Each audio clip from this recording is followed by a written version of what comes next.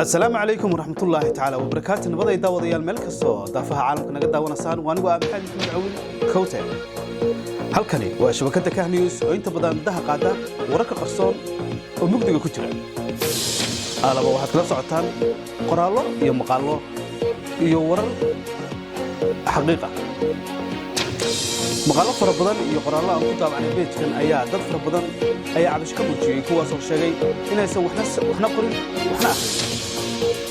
kadib inta waxaan rajaynaynaa in shabakada Kah News ay wararka idinku soo gudbiso si maqal iyo muuqaal ah si qof kasta oo ku xidhan shabakadan uu u fahmo inta uu jira kacdoonka gobolada Sool Sanaag iyo Cayn waxa noqotay shabakadani mid dad badan ay ku xidhan yihiin wararka ugu kalsoonaan kana ay ka qaataan inkastoo ay shabakadani cadaadis fara badan ay kala kulmayso dhinacyo fara badan oo tabasan maamulka Somaliland jamaahirta meel kasta joogaan waxa ugu baaqaya inay ka qayb qaataan kacdoonada gobolada Sool Sanaag iyo Cayn kuwaas ku doonaya gobolnimo iyo xidhmo si ay wadankooda iyo deegaankooda u noqdo mid midaysan horumar iyo baraare ay ka gaadhaan waa Kawte.